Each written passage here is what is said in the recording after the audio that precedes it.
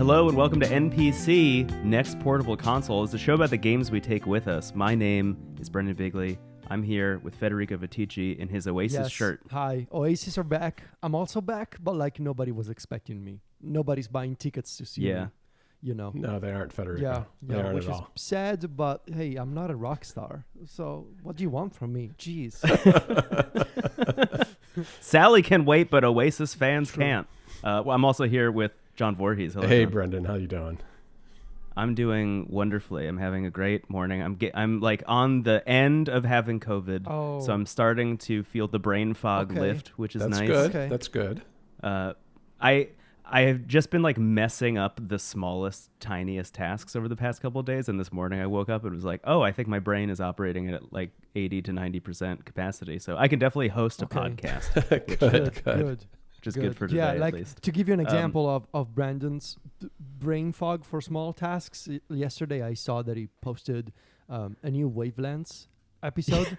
I saw the Threads post, and then I figured, okay, I'm just gonna wait for it to show up on Spotify because I had a bunch of chores to do. It's like, I could listen. And it was not showing up. So a couple of hours later, I texted, "Hey, it's like, is this coming out on Spotify?" And he told me, "Yeah, sorry, brain fog. I totally forgot." Yeah, I had scheduled it for like next week or something. Oh yeah. Oh boy. Instead of when it was supposed to come out. But we're back, baby. We are back. I have a pillow to talk about this week. Oh boy, you sure do have a pillow. It's not this what is you not think. Just any pillow. It's not what you think. It's not what we'll talk about it later. And amazingly, we have a new Anbernic device to talk about later in the show. Of course we do. There's another. We sort of established the rule that we thought it was going to be like every couple of episodes, but no, Anbernic is on a release streak, it seems. No, you know what they've done? They're matching our, they heard about NPC and they decided, we got to have something for these guys every couple of weeks. Sure. Let's save it. It is really every 2 weeks. Like they came just under the wire this week. Like they announced this new thing literally yesterday, and I was nervous that there wasn't going to be a new Anbernic device this week. All right, so let's dive into the Anbernic corner, I guess, of the show immediately. So I was so confused because I just saw the thumbnail initially that Brandon posted in Discord, and I thought it was the same thing we talked about last week, which was the Game Boy vertical handheld. It's kind of close.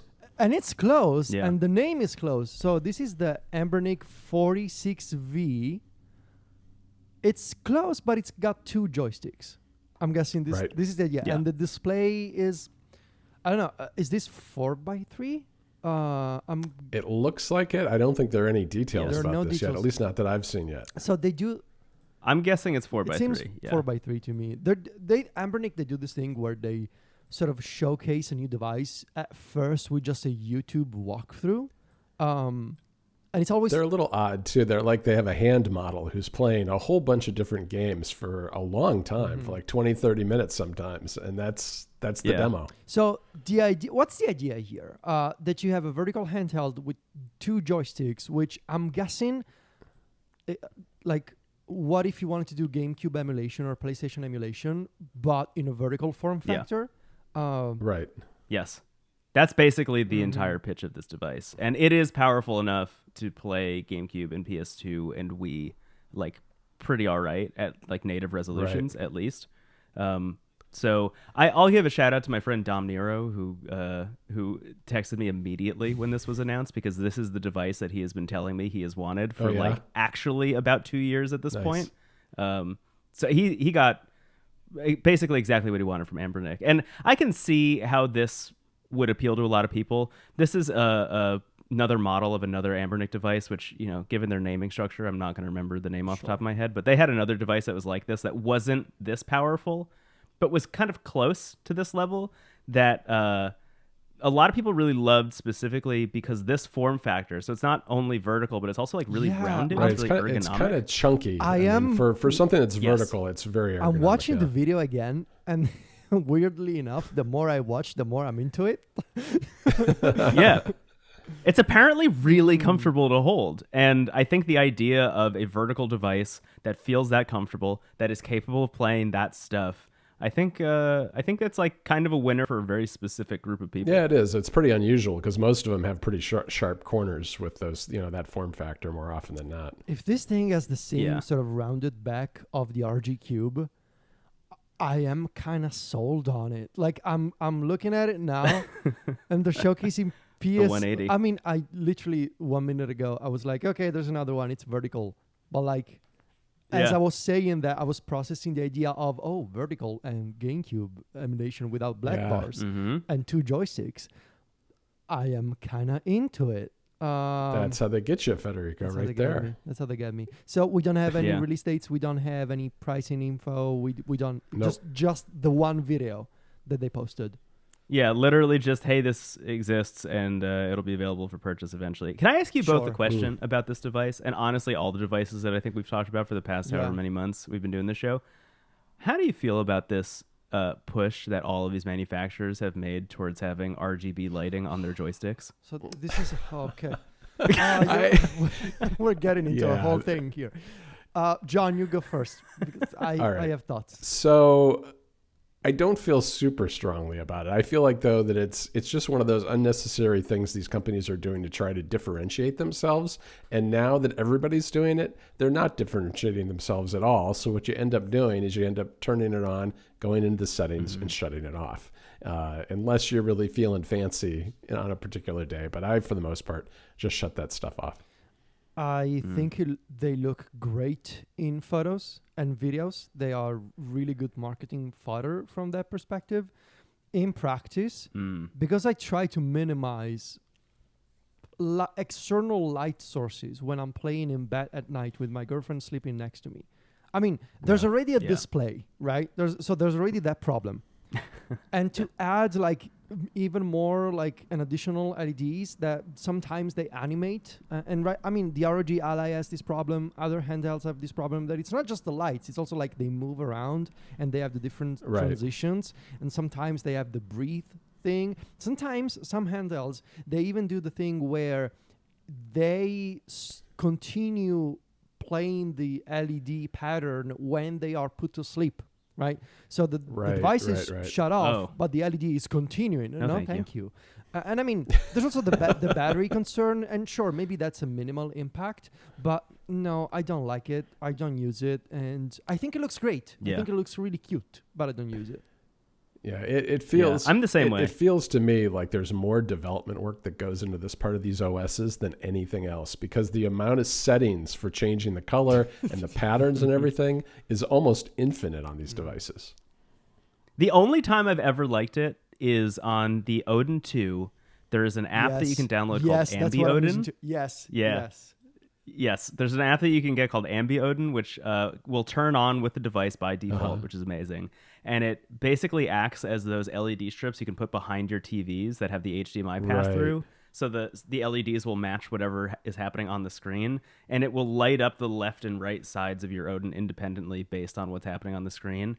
And that was really wonderful while I was really deep in Dragon Quest VIII specifically, because like all of those colors are so vibrant in that game.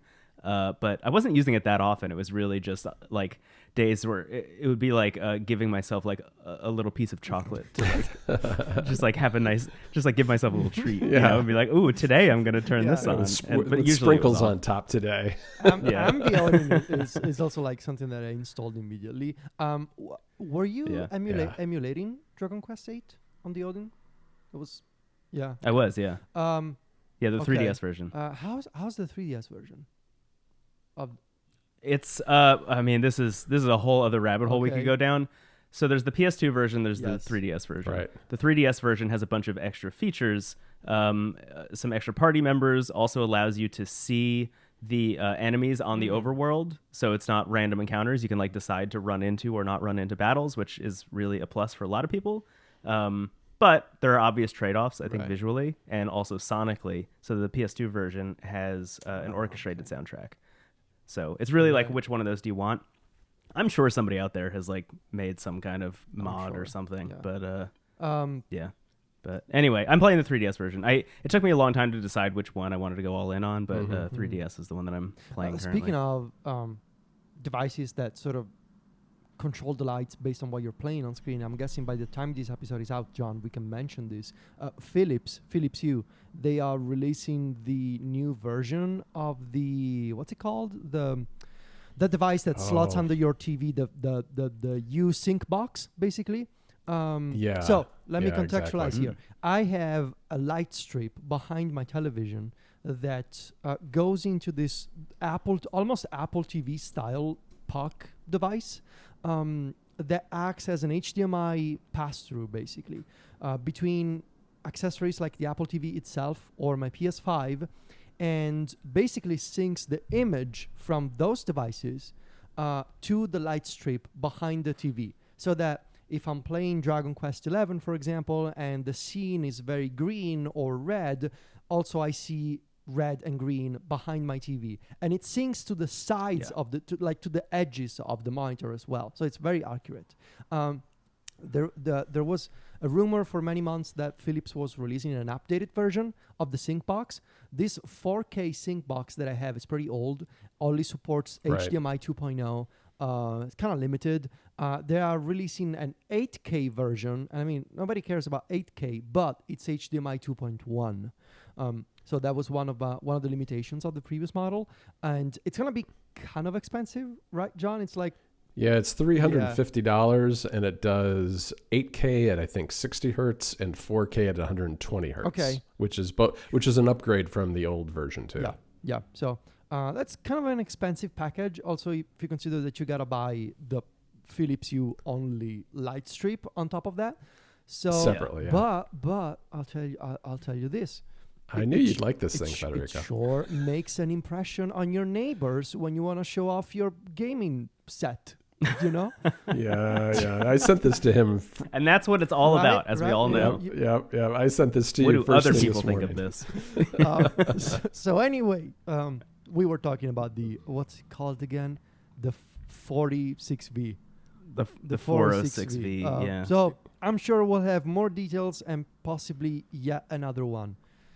But the next episode, I think what we learned today, Federico, is that you're not okay with RGB on your thumbsticks, but you're okay with it behind your television. Is that essentially where we've wound up? I think that's an accurate description. I think. Okay. All right. Yeah. I don't know how I square that circle. But because like behind the TV, it also creates a whole vibe. You know, like I don't need a vibe under my thumbs. You know, but in the living room, in the living room, it's a whole other context. So yeah. Got it.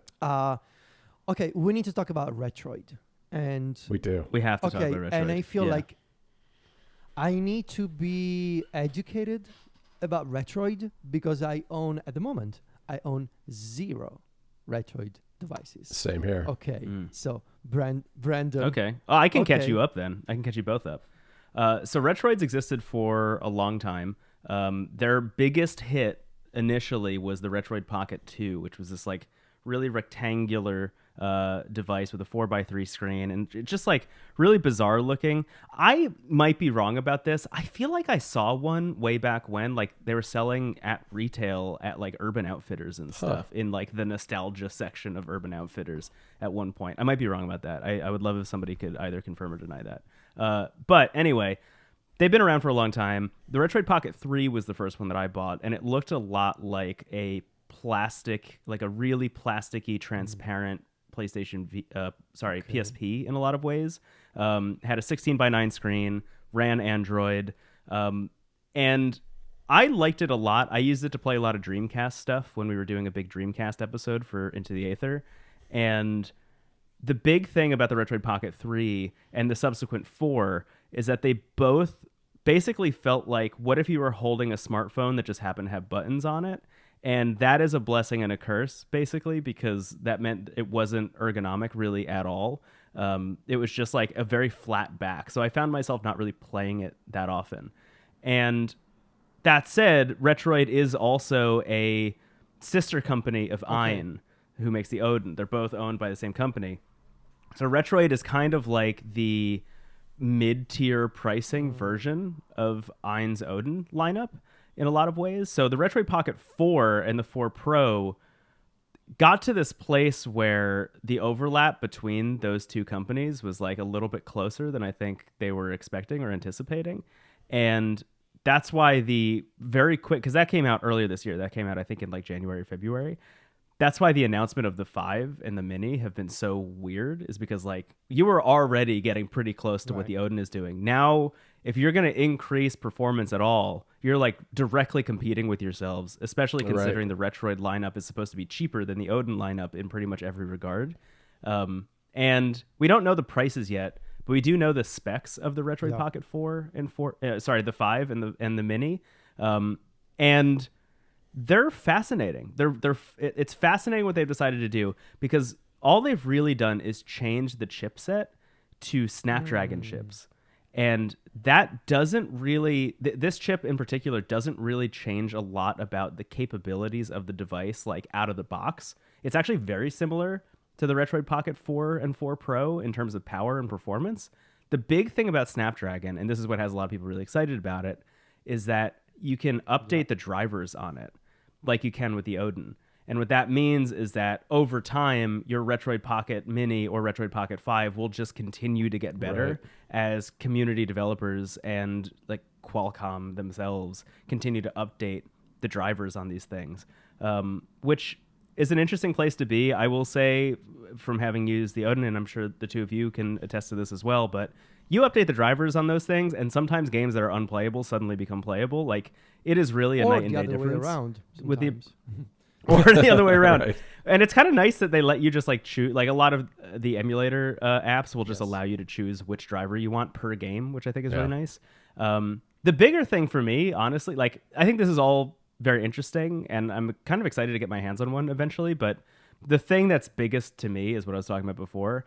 The fact that both of these just like have any ergonomics at all, like they thought about it, like the back has like kind of like rounded grips for your hands to go on both the Mini and the 5, really is the thing that I think will make me recommend this to people. Because the Retroid Pocket 4 Pro, honestly, like for a lot of people, I think it's probably the best device to buy.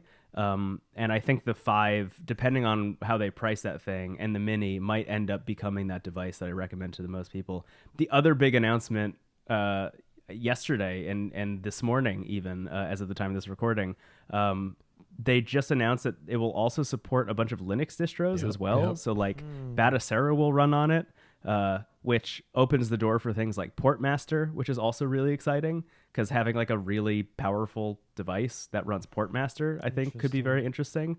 Because a lot of the devices that people are testing Portmaster games on right now are things like the SP from Anbernic, and things that are, you know, kind of lesser power wise. But I think these are shaping up to be really interesting devices. And size wise, you know, the 5 is about the size of the Switch Lite. The Mini is closer to the size of like a PlayStation Vita in that regard. I mean, if they get the price right on these, this is going to be like the go-to, I think, for a lot of people. Yeah, I've seen speculation that the price would be like 150 for the Mini and 200 for the 5, or else 200. That would be wild. Or 200 and 250. Those are the two different things I've seen speculated online. And we should mention too that these have OLED displays. So these are going to be really nice displays on top of everything else. Yeah, and I'm also fascinated by this attention being paid to ergonomics. I feel like a lot of manufacturers over the past couple of years have mostly prioritized like for example, you look at A&E, right? These devices, they look really high, like really high quality, premium feeling, premium looking, almost Apple-like in feel, at the expense of ergonomics, though. And so you have a bunch of these devices that have flat backs, and they're not exactly analog is the same way. Analog like, Pocket. They're not exactly comfortable to hold, and I'm fascinated by this. Now that they have sort of like they have this foundation with the Snapdragon chips, and they can say, okay, well, pretty much set on these chips that we can get for cheap and put into these consoles. We have these displays, we have Wi-Fi 6 or 6E. Now maybe we can turn our attention to the comfort and the grips. And I think it's a really fascinating decision. And especially like it kind of all started with the RG Cube in a way, Like it was the first device in a long time that I saw. I was like, feels and looks comfortable, and it is. It absolutely is very comfortable to hold, and so it's something that I appreciate, and something that I would like more companies to take more seriously instead of having to go to Etsy and buy a 3D printed adapter. Right. Yeah. I think the thing is that the Odin 2 really led the way with this, right? And I think that is one of the things that really turned a lot of people on to that. And now you're seeing it trickle down to these more affordable models as well. And what's interesting about the Retroid Pocket 5 and Mini to me is that because they're related companies, but Retroid is kind of more the mid-tier type of device, you almost have like mid-tier ergonomics. It's not quite as rounded as the Odin, I don't think. It feels like they wanted to somehow differentiate the way it's built from the sister company as well. So that's kind of interesting too. I will say though, just design wise, I think the 5 looks amazing. I agree. Like it's a really pretty device. It is it's like close to Neo level design, which I think is really interesting. And the OLED display, the AMOLED display. I mean, if they can get even 250, John, to your speculative point, like I think 250 is like a steal for that device in particular. There's an amazing GameCube version coming too. There's 4 colors, and I love the GameCube one. Yeah. The colorways are great. They're also releasing replaceable back shells as well. Right. So you can swap the color on the back. And I feel like the GameCube front with the transparent white back is going to be like maybe the coolest device ever made. I don't know. I'm so into that thing. I was not going to get one of these initially because, like, again, the Odin 2 Mini is just like so solid that I kind of don't feel the need to buy a device like this for a while. But the 5 just seems so interesting to me that I feel like I need to pick one up and at least give it a shot and test it out. So you will be able to choose a Linux distro to install on these ones? Yeah, I don't know. They haven't really announced how that's going to work. They just kind of announced that it will. Yeah, I think work. they announced. And I even saw the developer. 2 different ones, right? Batacera and something. One else. of them is Batacera. Yeah, I forget what the other one is, but I saw one of the main developers of Batacera reply to the Retroid account and be like, "Hey, why are you saying that you're an official Batacera device? We have not had any conversations about this." And Retroid was like, "I'm going to DM you," and then that was obviously the end of like the public conversation about it. So I think it's maybe one of those they put the cart before the horse situations. But either way, I'll be interested to see if it's like a dual boot situation. Like hold the power button and volume up or something while it's turning on, and you can switch between Android or Linux. But I'm stoked about this because there are just some games that run better on Linux than they do on Android and vice versa. I prefer Android in a lot of cases, but if I can boot into Linux and use Portmaster, then I will do that, definitely. Just more options for more people. It's always going to be good, especially for this kind of hobby and this niche where people love to tinker. Like having both on one device. I feel like there's a world in which a year from now, we're talking about these devices and they can all run an official open source version of SteamOS. And that makes me so excited. Oh my God. Imagine because it basically becomes like, if we follow that theory, it becomes like a Steam Deck Mini, right? If you have something so small that can run SteamOS, and Valve, like we discussed this the previous episode, Valve has said we want to release SteamOS publicly, and so the idea of like you have a Retroid Pocket Mini, or even an Odin 2 Mini, and you can put the official SteamOS on it. Oof. That's gonna be so sweet. Oh my gosh, that's gonna be. We'll get there. I think you're right. I think like within the next year. I think that's a possibility. Speaking of, there's more companies here. I can't believe we're mentioning this one.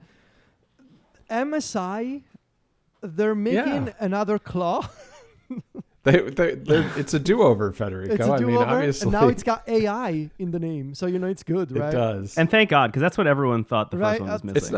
It's not just AI, Federico. It's AI plus. Come on. I'm sorry. I'm sorry. Okay, I'm sorry. Okay, it's, in case you're out there and you're one of the few people who got the original MSI Claw, and you thought, man, you know what's really missing from the MSI Claw? It's AI plus. Well, now you have it. I think that AI Plus thing is an MSI computer convention in their marketing, and they left it for the Claw. And as I think that this article in videocards.com points out, it doesn't make a lot of sense for the Claw. Yeah. So No. this is a follow-up to the original Claw, which was the very poorly received Intel-based Windows handheld by laptop maker MSI. There are some... That was like It was 3 like, months yes, ago, yes. right? It That was was also like 3 months Yeah, ago. it was. Yeah, It was like, like really yes, recent. it was in the spring, February, March, somewhere in there. It does have this MSI, this revision. It does have some nicer things about it. Sure. 2 Thunderbolt 4 ports instead of 1. The same 80 watt-hour battery capacity that we have found in the Ally X, as opposed to the 53 watt-hour battery in the original Claw. 16 by 10 aspect ratio instead of 16 by 9. That's about it. Oh, 8-inch display instead of 7. Yeah, So- and it's a Lunar Lake. I think the old one was Meteor Lake, Yeah, this is which Lunar has Lake. had a lot of issues. Yeah. That's really it. I mean, you're basically looking at Yeah. a screen sort of approaching the size or basically the same size as a Legion Go. Yep. With none of the benefits of a Legion Go, like the detachable controllers. And none of the things that they're changing are the problems that No. people had with the Claw. It's worth mentioning. Like the Claw was mostly knocked down because of its software Yep. issues. And the performance of the Which- Intel stuff. Yeah. I mean, I don't know what to say. We're gonna talk about this problem with the next company as well. Acer, the other laptop and computer manufacturer, they're also teasing their own handheld based on Lunar Lake. So this is the Yeah. this is the Nitro Blaze. Great name. It feels like this was marketed the same way they marketed World of Warcraft when it first came out. Do you know what I mean by that? No, what do you mean? I don't know. I watched that announcement trailer for the Nitro Blaze, and I was like, Oh, all right. this feels like watching G4 Tech TV in the year 2004. This is an ad made for like a It 7th does, grader Right. it in does a lot have of ways. that And vibe. like, yes. 7th grader 20 years ago. I don't know. I mean, okay. I mean, we knew this was gonna happen, right? More and more PC manufacturers are gonna release their own handhelds, because the handheld is sort of becoming the third form factor in a way. There's the desktop, there's the laptop. They try to do tablets, but now most of these companies are doing handhelds, which I Yeah. think is a fascinating idea, and I'm obviously happy because that's what we're gonna talk about here on the show. I am very skeptical of these handhelds that run the Intel-based architecture. I think they have a lot of performance considerations to worry about, especially compared to AMD. yeah. I think when it comes to the big handhelds, when you're approaching the size of a Legion Go, if you don't do like built-in features like detachable controllers and kickstands like that, if you don't have that flexibility, you're going to run into a problem because those handhelds, they get really heavy. At the same time, there's the big problem for all of these other companies making handhelds in the 7-inch range, which is the Ally X. And the Ally X, like, bang for your buck. Is that the expression in America? Bang for That's your it. buck? You got it. That's Yeah, yeah. that's You a thing nailed you it, guys yeah. say. But like, it's incredibly good value, right? Yeah. From, I mean, sure, we can talk about the problems with the original Ally, but Asus, they are a relatively reputable brand, and the Ally X is incredible value for what it is and what it does. So I honestly don't know what to think of the MSI Claw coming up with a new version 3 months after the original one that was panned in basically every single review, and Acer making what's it called again? The Nitro Blaze. Nitro Blaze. The Nitro Blaze. For the true gamer, capital G gamer. Yeah. It's got the, It just sounds like it should also be a vape. yes, You know? yes. It sounds like Yeah. it should be a vape with a display on it that shows you notifications from x.com. That is, Yeah, and you can also play Brick Break on it. it's got Nitro Blaze it. and That's it's gonna and be it's their got tagline. LEDs for sure, because when you put it in your mouth, it's got LEDs. Yeah, I mean, Well, Yeah. Federico, Acer has an even I was more waiting for this. insane I was story. waiting for this. Go for it. It's all yours. Okay. It's all yours. All right. So this is a this concept, okay? This is a Okay. concept laptop that Brendan shared with us the other day. And it's called Project DualPlay. Okay. And what Acer has done Better name. is that they have embedded a controller into the trackpad of a laptop. Now you might wonder, how is that possible? does it go? I'm still, even after seeing this picture, I'm not entirely sure how this works either. There's no physical space in there. Like Well, I think this is going to be a very thick laptop, one. yeah. I mean, Two, it supposedly works where it's upside down. So the back side of the controller is your trackpad when it's inside the laptop. Then you press a button. You're totally right. Press a button. The controller comes out. Two little speakers come out from the side, supposedly 5-watt speakers for the sound. And you can use the controller. And as the article I read pointed out, it's like, what do you do with that big hole in the middle of your trackpad while you're using the controller? But yeah, it's a crazy setup. so it's really. like That's where you pour your snacks. Yeah, that's right. You put some Skittles in there. so this is a laptop that has a little baby inside, and the baby is the controller that you pop Yes, out. it has a little pouch. It's like a kangaroo It's laptop. like a kangaroo laptop. Oh my god. Okay. Yeah. I love the speakers Yes, coming out. I didn't even notice I love that the when little I first wings saw it. that but come out with the speakers. Yeah. Those totally won't break off. No, why would they? Why Oh would my they? God. Strong Razer vibes from this computer. Oh yeah. In so Yeah. many different ways. Also, it's a concept. Will it ever come? Like, if we see. No. Okay. never. Hold on. The CES in January. Okay. Oh my gosh! I just realized we will be doing episodes of the show during CES, and it's gonna be wild. Oh my The dream. god! Oh The my dream. God. It's going to be great. Anyways, I hope they show this off at CES. I do too. I really want to have the laptop with the controller inside and the speakers that pop out. Oh my god, Acer. If I go to CES and this is here, I promise Yes. you both and the listeners that I will bring a bag of Skittles and ask if I can pour it into the snack hole that is left over when the controller pops out. Perfect. Oh boy. Okay. Thank you, Acer, for your service. For providing the content.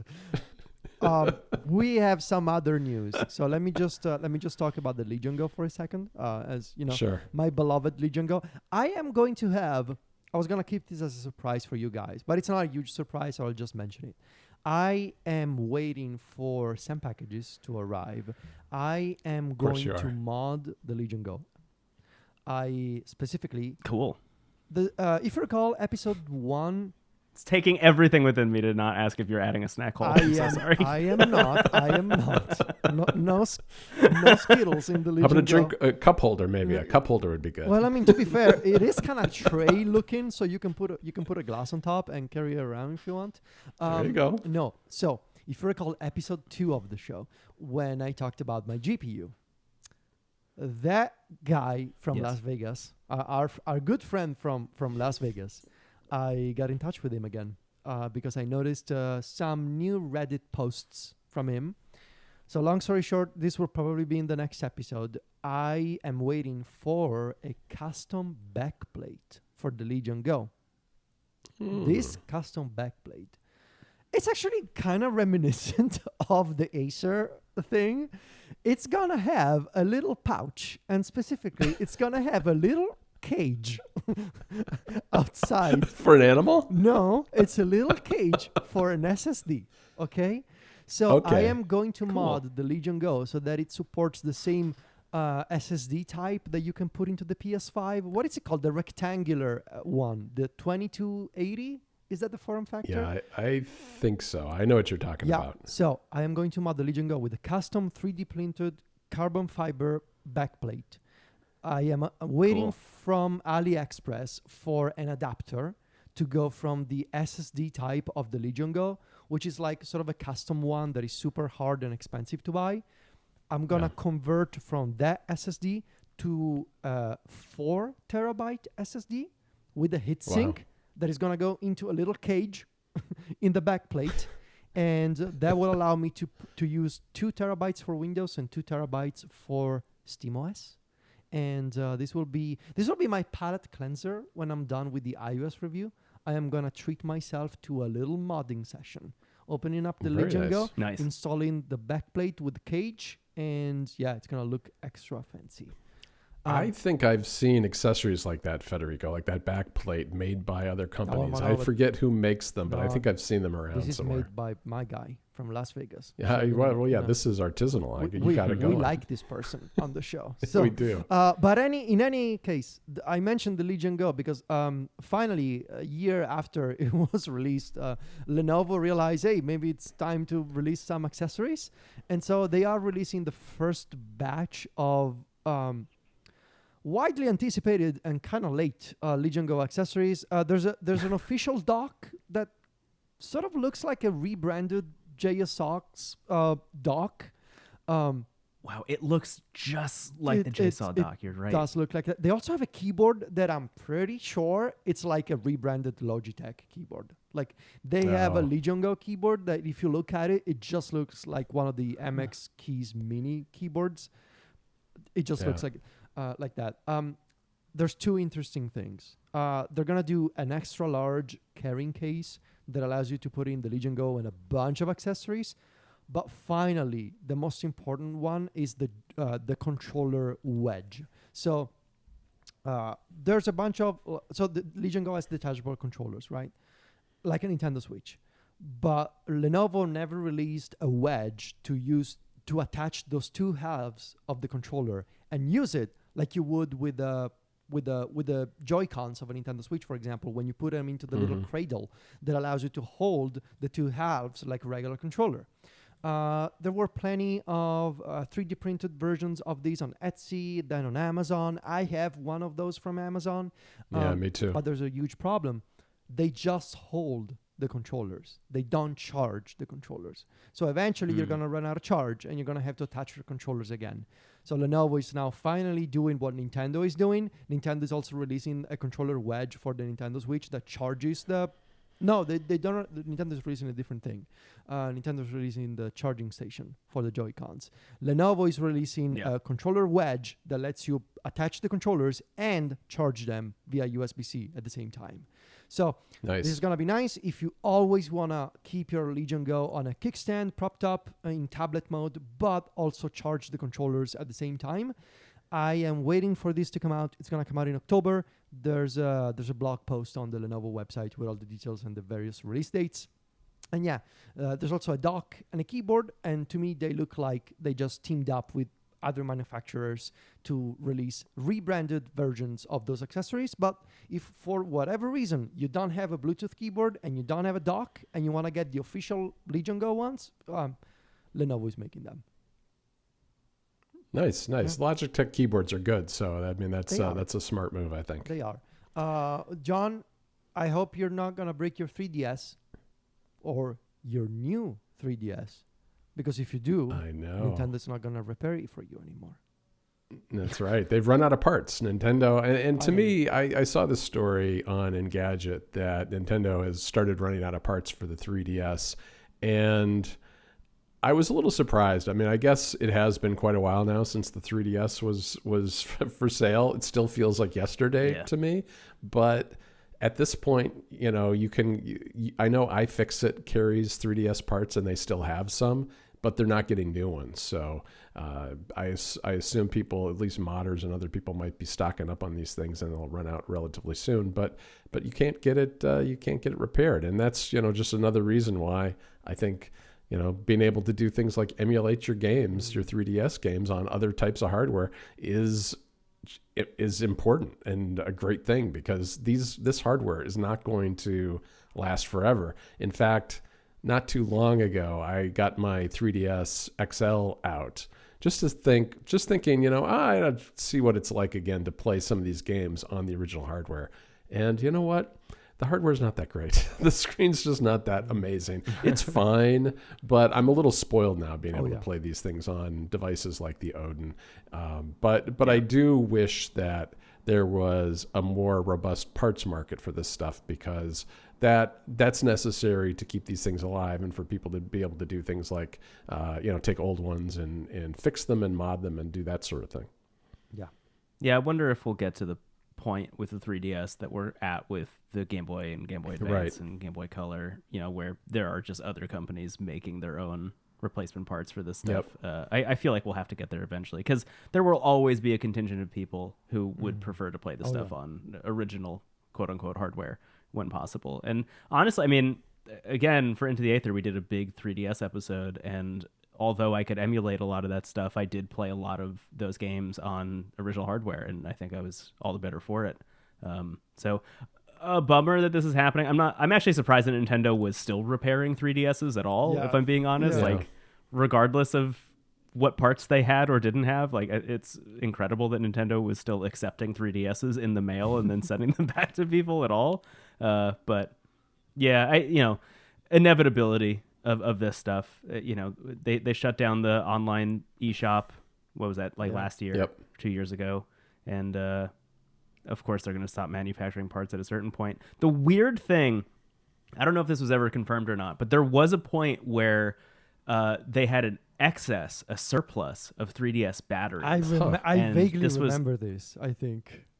This was in the Wii U era, and what they decided to do with their surplus of 3DS batteries was put them in the Pro Controller for the Wii U.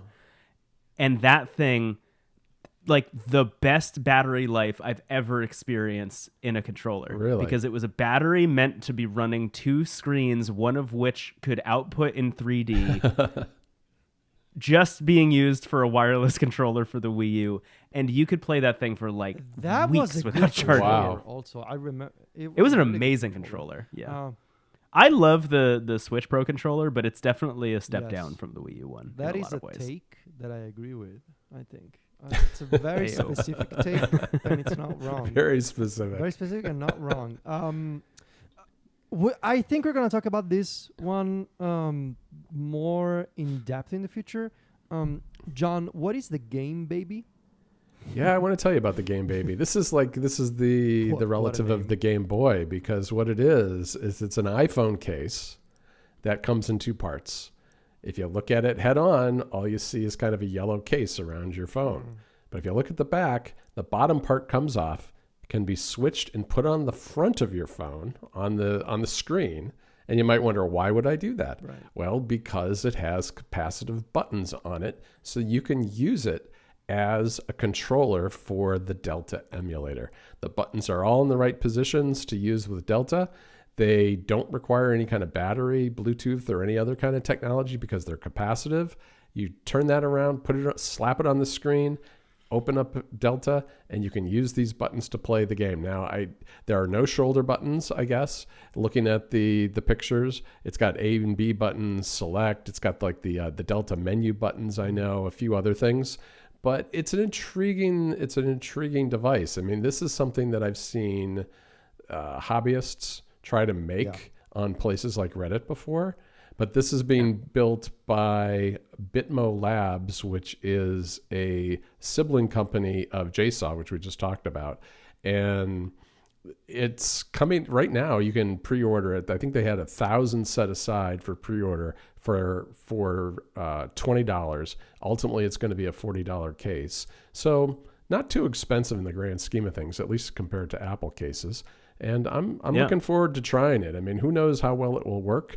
I've been in touch with them. They're going to send us out a review unit. So hopefully we'll have something to report back here before they're even available publicly. So we'll see. And you're a Pro Max guy. Yes, I am a Pro Max guy. That's the other thing. That's a good point, Brendan. These are, right now, it's available to order for the 15 Pro Max and the 16 Pro Max. And it looks like it's not even out yet. The 16. No, right. And so those are going to, I think both of them aren't going to be shipping until sometime in October. So it's going to be a little while before we can talk about these. Man, can you imagine if the 16 Pro Max doesn't exist? No, I mean, surely it will exist. And I love this. I wrote about this a little bit on Wavelengths, but I think one of the things that I find so interesting about this controller in particular is that it's the kind of thing that can really only exist because of the ubiquity of iOS and iPhone design, right? Like if you tried to build a thing like this for Android, you need to account for so many different kinds of devices. And that's why, at least until now, most smartphone controllers are just the like telescopic kind of clamps that you put on the sides. But building something into the iPhone like this, is a doable conceit for a manufacturer to like still make their money back. I'm very interested in this. What is the name? It's Bitmo Lab is the name of this company. It's like a spin-off of JSoft. Yes.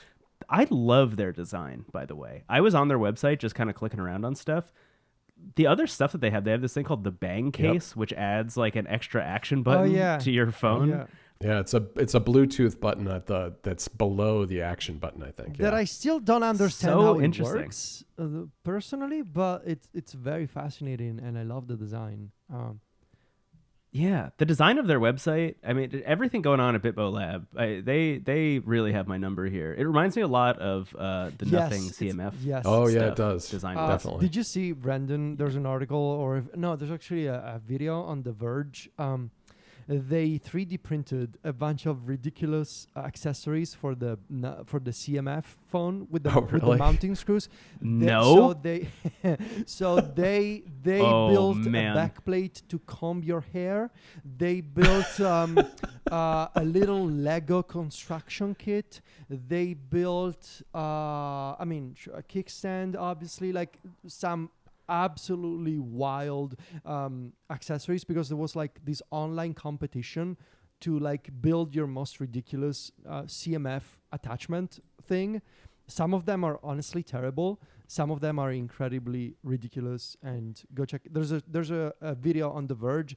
I'm sure there's like a video to the contest. There's an actual web page for the contest somewhere. Yeah. But yeah, you should. Who doesn't want to comb their hair why not? Who doesn't want to comb their hair? I mean, right? With a case, with a phone. They made a phone with the mounting screws. What did you expect? Right? Oh man, this one's a Nerf gun. This one turns it into just like a thing that you can build Legos on top of. Oh, color swatches. A robotic hand. There's sure, the hand. Why not? Yeah. Yeah. Oh man. Incredible. And I love this. I never got into 3D printing because of this. Because I know if I get a 3D printer, that's gonna be how I end up. Just printing the most ridiculous things. That'll be the end of me. That'll be the end of Mac Stories right there. We'll never hear from Federico again. I'm just gonna enter God mode and start creating things just because I can. Build a full suit of Iron Man armor. Okay. Yeah. So I do. Plastic Man. Sorry. I have a mini topic for you guys. And hold on. Sure. We gotta talk about this thing, okay? We got.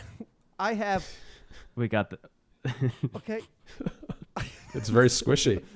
Hold on. So for the listeners, Federico is resting on his gaming pillow right now. He's resting his head on the gaming pillow. We need to talk about it. We need to talk about this gaming pillow. I don't think that's how you're supposed to use it. No, Federico. well, you can. You can. Look, it's very versatile. So we mentioned. Just stay here, pillow. We mentioned last week the Mechanism gaming pillow. Right. From the same company that became popular thanks to the Deckmate series of mounting accessories for the Steam Deck, eventually expanded onto the ROG Ally with the Ally Mate, the Switch Mate.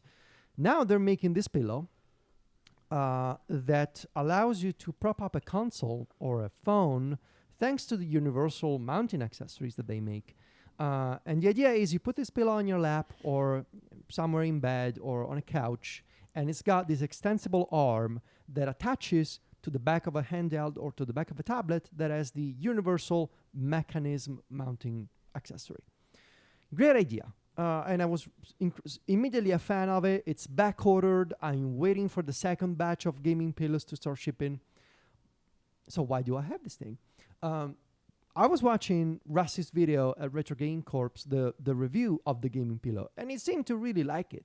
But he offhandedly mentioned that the pillow was very reminiscent of a similar gaming pillow from Amazon.com, and he theorized that the same factory that's making these existing pillows on Amazon is also making the gaming pillow for Mechanism. And so I was like, wait a second.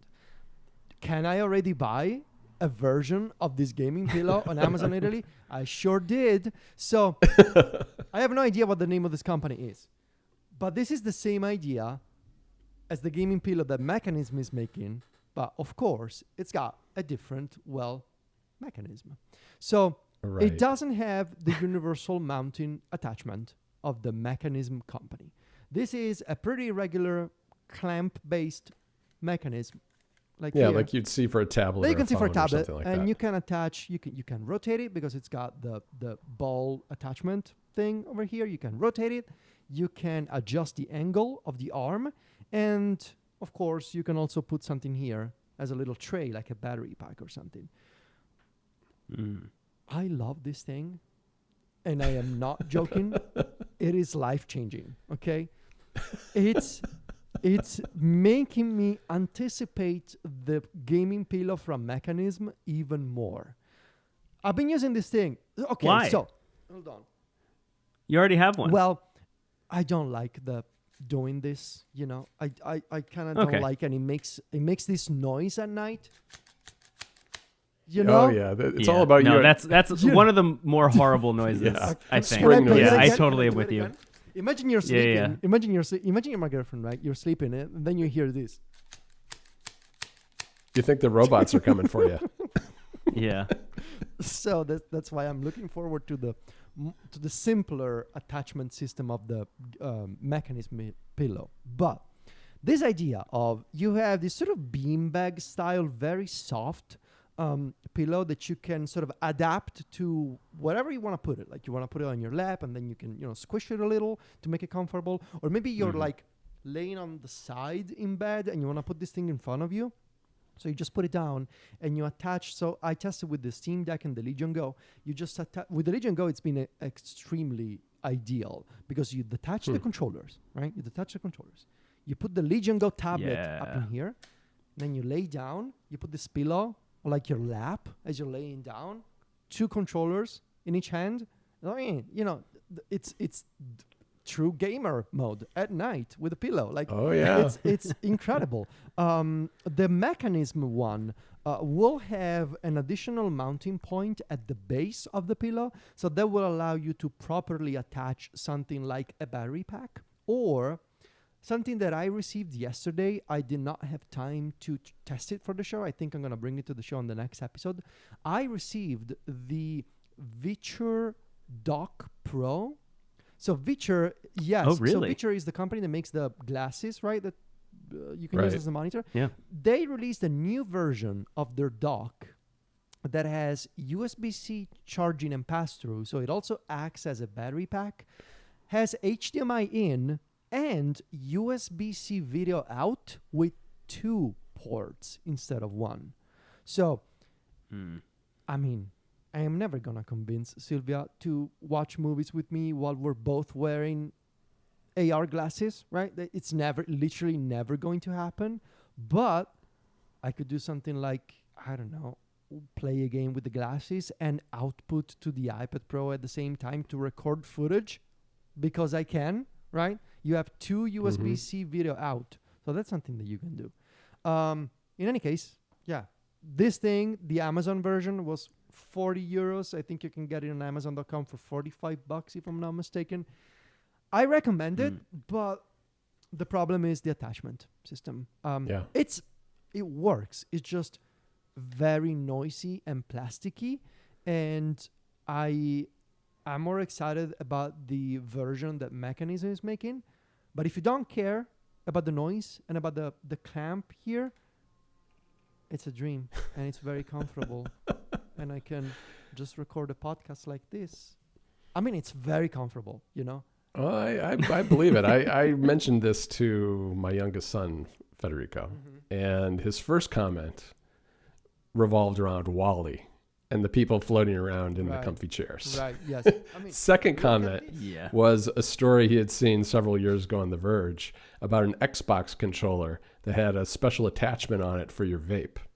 Okay. Now, I don't know why that came to mind, but you're going to get a little ridiculed for this, I think. But I can see Wow. the utility of it. Look at how productive he's Look being. At this. Look at this. Oh, you got your iPad in there? He put his iPad in okay, there for the audio I listeners. have a bonus pick for you guys. Okay, so this is something What's else that? that I've done. Sure. I was editing the iOS review at night. Put the iPad on top of the pillow, sort of floating on top of the pillow. Adjusted the angle a little. Put this thing on my lap. Uh-huh. Then I was laying down in bed, and I had this other thing in front of me. So this is a transparent tray that holds the Apple Magic Keyboard and the Apple Magic Trackpad. Right. So I was like completely laying flat, but still working. This but rocks. Still working. I mean, what? It's the ideal right It's there. the ideal. That's the dream. It's a dream. I wouldn't say I've had a full turnaround, Federico, but I've definitely gone from my back facing you to like coyly looking over my shoulder. It's good. I mean, you can play Yeah. a movie here. You can watch YouTube. You can watch an episode of NPC with a little pillow by your side. That's You can true. do that. It's the best true. way. I Perfect companion. recommend it. Like, seriously. A new pillow companion Yes. NPC. is what. By the end of this episode, by the end of this episode, we're going to have NPC branded gaming pillows. I'm just saying, it's especially ideal for an iPad. It's especially ideal for a Legion Go because you can detach the display. Mm-hmm. And I Sure. will update you guys again when I get the mechanism version. So there's that, the pillow. Nice, very nice. I love it. Oh, I love it. I'm so thank happy for you. Thank you. I think that about does it for this episode. I think it does. Yeah. Yeah, I think that's it. John, take us home, please. All right. Well, thanks for everybody joining us today. You can find us all online. We've got Brendan over at wavelengths.online, and he's Brendan Bigley in most places in social media. And you can find me and Federico over at macstories.net. Federico is on Instagram, and he's on Mastodon as Viticci, Viticci, and I'm at John Voorhees in both places. Thanks for joining us, and we'll talk to you in a couple of weeks. Bye, guys. Bye-bye. Bye, everybody.